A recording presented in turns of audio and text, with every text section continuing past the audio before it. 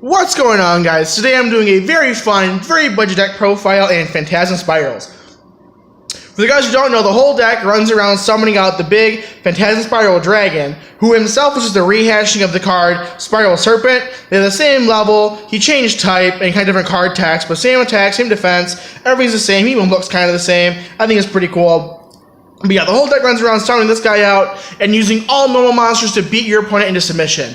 It's very, very fun. It reminds me a lot of old school Yu-Gi-Oh! It's all about just having the bigger card and running into your opponent, but it also has a lot of new school feel with their equip spells and their trap cards and the ridiculously overpowered field spell, like every field spell in Yu-Gi-Oh! Is now. And really, really a fun deck. A deck, too, that doesn't use the extra deck. In fact, using the extra deck really actually hurts this deck.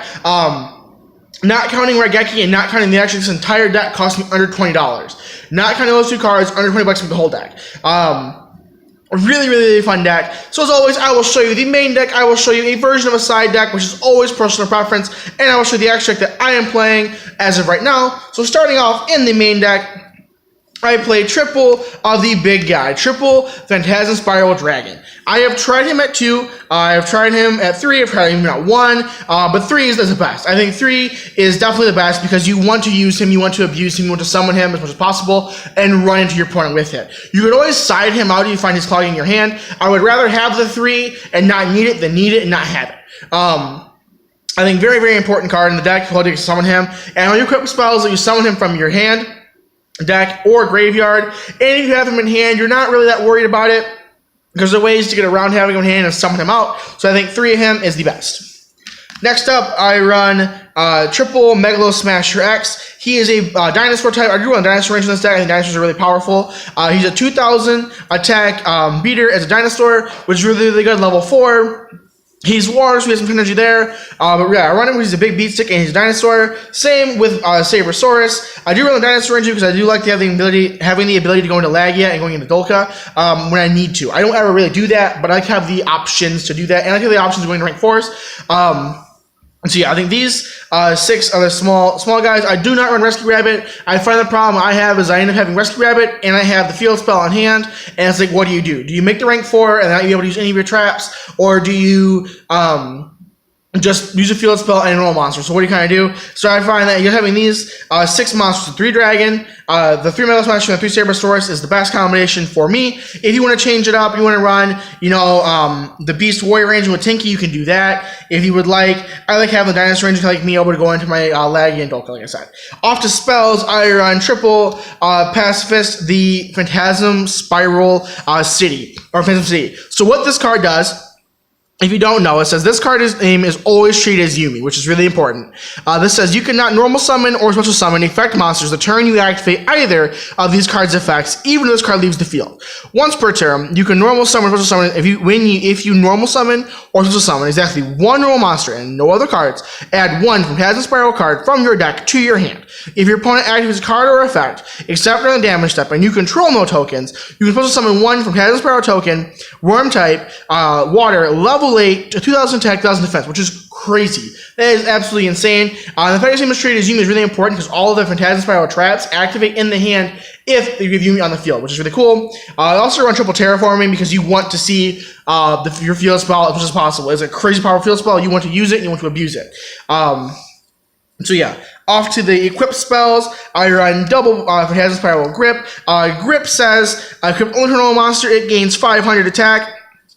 And it says, when the equipped monster destroys an opponent's monster by battle, you can special summon 1 from Phantasm Spiral Dragon from your hand, deck, or graveyard, and equip it with this card, then inflict 1,000 damage to your opponent. You can only use this effect once per turn. That's really cool because you're going to run over a monster, you're going to give a monster 500 attack boost, so you usually try to use Megalo Smash to make him 2,500, run over an opponent's monster, it gets destroyed, and then Phantasm Spiral Grip's effect does trigger, letting you summon out your big guy, your 2,400 attack monster, give him a 500 attack, and then burn your opponent for 1,000 damage.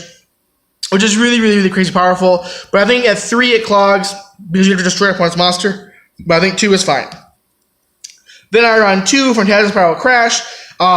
This one does piercing, and so the equipped monster inflicts battle damage to your opponent. You can summon 1 Phantasm Spiral Dragon from your hand deck or graveyard and hit with this card. Then you can change one type of monster your opponent controls to face or to defense position. So it kind of helps you do extra piercing damage, which is really, really good. Also, all the Phantasm Spiral cards, they're equipped cards, only equipped with normal monsters. So these are the normal monsters. Really, really good card there. Being able to do double piercing is really good. And then one Phantasm Spiral Wave. Because it's equipped only to a normal monster, the first time the equipped monster would be destroyed by battle. Each turn, it is not destroyed. At the end of the battle phase, if this equipped monster battled, you can special summon one Phantasm Spiral Dragon from your hand, deck, or graveyard, and equip it with this card. Then, if they have any, your opponent discards one card. That's really, really powerful. I think that's like the worst one of the three, but I think it's still really, really, really powerful. Being able to defend or protect your monster, and then also being able to heal away an opponent's resources, I think is really, really good. Then I run double Unexpected Die. I only run 6 targets total for the entire deck for Unexpected Die, so I'd rather have him kind of limited. And I hate drawing this card late or mid to late game when I already have a monster on the field because it doesn't allow me to progress game state. But I think having him there is really good. Same with Fossil Dig. I've actually started bumping Fossil Dig to 3 and dropping Unexpected Die down to 1. But I was playing ratios. I think 2 Fossil Dig is fine because again, you only run 6 targets, or almost only run 6 targets, and everybody's gonna clog your hand. But if you have too many monsters in hand, it can really clog you. You really want to use your spells and traps to kind of control the game, and then use your monsters really to push for game late. So that's what you want to do. I think this is the best combination at 2 and 2. And then I run one Raigeki because I think it's better than Dark Hole in this particular deck because you want to destroy everything your opponent controls, then attack for game. I think it's better than destroying everything that you control and they control and then have to kind of restart. But if you want to run Dark Hole to make it more budget, you definitely can. That's it for spells. Off to traps, I run triple Phantasm Spiral Battle. It is a crazy powerful card that says if all monsters you control are normal monsters, minimum 1, target 1 card your opponent controls, destroy it. If Yumi is on the field, you enter this card from your hand. That's really, really, really cool because Yumi is the field spell, which is really important late, and you can just use this card anytime you want, at any point in time in the game, just to destroy your opponent's stuff if you have Yumi on the field. I think it's absolutely insane. And since you can banish this card from your graveyard, then target 1 normal monster you control, equip the normal monster with all Phantasm Spiral equipped spell cards you control that can equip. There's actually really kind of a funny combo you can do, where if you have Wave on the field, equip another monster, even another monster on the field. This card's engraved. Then target another monster you don't have controlled with Spiral Wave, attack it. You can activate this effect, banish, equip that to it, and then if they don't have another monster to attack with that, at the end of that battle phase, you're going to be able to summon your big dragon out, which I think is really, really crazy powerful. And kind of silly, but I think really, really, really cool kind of combo you can do. So I think 3 battle is very, very necessary in the deck. Followed up only 1 Spiral Power. It says if all monsters you control normal monsters, minimum 1, target 1 effect monster your opponent controls. Until the end of this turn, it loses 1,000 attack and defense. Also, it has its effects negated. If Yumi is on the field, you can activate this card from your hand. You can banish this card from the graveyard, then target 1 normal monster in your you control. Equip 1 from Phantasm Spiral equipped spell card from your hand or graveyard to a normal monster. I think at 1 it's okay, but I don't think any more than 1. You don't think you need to run any more than 1. I've cited in the same copy before, but I don't think you really need to. I think it's kind of a case-by-case situation. So I think 1 of him is, I think, very okay. Then I run a Paleozoic engine. I run double Paleozoic Hallucinogen. I'm not sure exactly how to pronounce it, but it says target 1 physical monster on the field. Its attack and defense become half its current attack and defense until the end of this turn. I think it's really good. I run double Canadia because it's a Book of Moon, and I run double Illinois because it's an MST. And really I run the Paleozoic engine because they summon themselves. Whenever a trap is activated, summon themselves back as normal monsters, which is really important because the field spell activates and summon back as normal monsters. So if you have no monsters in the field and you have a Paleozoic trap card in the grave, and you'll see you have another trap card set, you activate a trap card, Paleozoic monster summons itself back. You can now search your Phantasm Spell trap cards and use them and abuse them. So I think really, really powerful there. I think a very powerful engine in this deck and a very good engine inside this deck. So I think those 6 are the 6 that I would run. I think those are the best 6 in this deck. And then I run double Quaking Mirror Force because Quaking I think is better right now until we get more generic Link monsters. We get more Link monsters out. I think Quaking is fine. A lot of people don't even run the Link monsters yet. They only have the 3. So I think it's a good card still. If you want to trade those up for Mirror Forces, you can. I like Quaking Mirror Force, particularly my locals play. They play a lot of Chaos Max, a lot of Cosmo, and those cards can't be destroyed. Putting Chaos Max can't be destroyed, and it can't be targeted. This is a blanket. You just everything face down. Have fun. So I think really, really good there.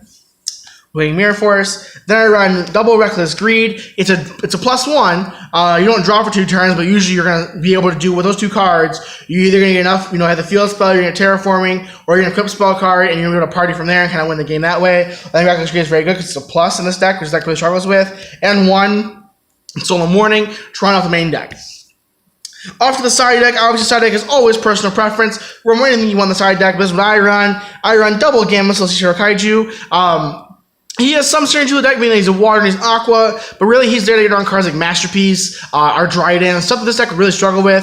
This is to really kind of out it really fast. Then I run double Flying Sea and the 1 Maxi. Again, just for Zoo or other like Z heavy decks, which I don't think really exist anymore, but really there for Zoo and Maxi because it's the best hand trap in the game. It'll be the best hand trap in the game until they ban it, or they find another card that you draw cards.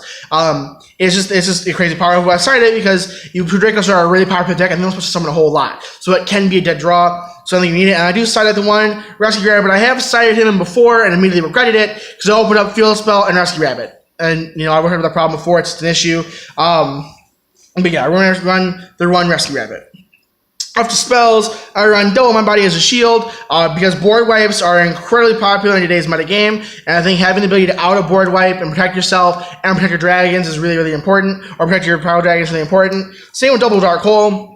Again, you want to be able to have that board wipe presence too. I know that your opponent have it, but you want to be able to destroy your opponent's boards if they make a crazy one, or you wouldn't even want to force them to use like a Dryden effect. You want to force them to use a Masterpiece effect because I'm immune to spell cards. You want to force him to kind of out this card and then kind of work from there. So I think double Dark Hole is okay, and 1 Forbidden Chalice. As a defensive or offensive card, again, you don't run any effect monsters, so it doesn't really bother you if you have to give your monster a 400 extra attack and then it gets effect. So what? But it really comes in handy against cards like Dryden. You activate Chalice on Dryden. Now it's at maybe it's at 2,000 if they use Thoroughblade, and then you can run into it. You're still going to be with your big dragon, and I think that's absolutely okay. And not having the effect to destroy anything, he's just sitting there. So I think really, really, really powerful there. So I think 1 Forbidden Chalice is more than fine. Then I started the other Phantasm Spiral Power. I have sided him before, but again, you don't really need to. 1 Torino for that big board wipe, and double Mirror Force, again, because I think Mirror Force coming forward will be better. And I have sided him to destroy some stuff, so not bad. Off to the extra deck, and again, as I said before, the extra deck you actually don't really want to use because it actually hurts this deck a lot. But I do run double Link Spider because to make him only requires 1 normal monster, and it says once per turn you can special summon 1 level 4 or lower normal monster from your hand to a zone this card points to, which is really cool. Help you kind of gain advantage back and really good there. I think 2 Link Spider is fine. Then I run double Lagia and then 1 Dolka. I think we're going to make these cards, but again, Lagia, being able to negate a summon or a Spoiler Trap card is really good, and Dolka being able to negate monster effects, I think they really kind of come in handy in this deck. Then I run the Lightning package, 1 Lightning, 1 the S Prime, and 1 regular Utopia. And those are the best ones to do it because then you have the ability to use Utopia's effect twice, which is really good, and really you make him to get over problematic cards like a Dark Plant, like a Chaos Max. Cards this deck really struggles with. Being able to go into a 5,000 tech monster and ram into, I think is really good. That's why I run that package. Then I also run 1 Castel. You guys know what Castel does, but really powerful in this deck too, because you can shuffle monster back into your opponent's deck, which is really good. And 1 Diamond Dire. I think Diamond Dire is a really popular card. I think it's going to be really good in Link format because you can make this card, put him in the extra deck zone, then target himself, destroy himself, to open the extra deck monster back up to yourself, and then just destroy your opponent's card, which is really, really good. And then I run the 1 Toad, which is totally awesome. How this card is still at 3, I don't understand, but really, really powerful card in this deck. You make him with the Paleo stuff. But again, I rarely make Toad, but it's nice to have him if you need him. Same with the 2400 attack Paleozoic Exy monster, whose name I can't pronounce. He's not bad. I rarely make him, but you can. Sometimes it's kind of cool. Then I run double of the other one, the 2400 defense one. I think it's Opabinia, but I might be wrong. I make him a lot. Particularly because he lets you get a Paleozoic trap card from your hand, or from your deck to your hand, and kind of late in game as like a way to kind of get around something problematic. You can turn your face down, then go off from there. And then 1, the Phantom Knight of Jaded Curse. Of Cursed Javelin. Because it says you can detach one Eczema material from this card, then target one face-up monster your opponent controls until the end of this turn, change its attack to 0, which is really, really, really cool, and its effects are negated, so it's really, really powerful. You're either going to force draw an effect, or you're going to kind of, you know, make them out it, or you're going to turn them to 0 attack and no effects, maybe run into stuff. I think it's really good there. So yeah, that is my take on this deck. Again, it's a really fun deck. It reminds me a lot of, like, back in the early days of Yu-Gi-Oh! When it was just who had the bigger monster, who had the more powerful monster, who could run your stuff most, and who could win. This deck is very, very fun, very, very budget, like I said. With the exception of Raigeki and the action, this whole deck cost me under $20 to make. Really, really fun deck. So yeah, that is it for the video. Thank you so much for watching, as always. If you have any ideas or video suggestions for me to do in the future, let me know in the comment section down below, and I'll try my absolute best to make those videos. Also, I will be doing a dinosaur deck profile coming out later on this week. Finally get the cards in for that, so I'm really excited about that. Again, thank you so much for watching. Make sure you like, comment, subscribe, and I'll see you next time.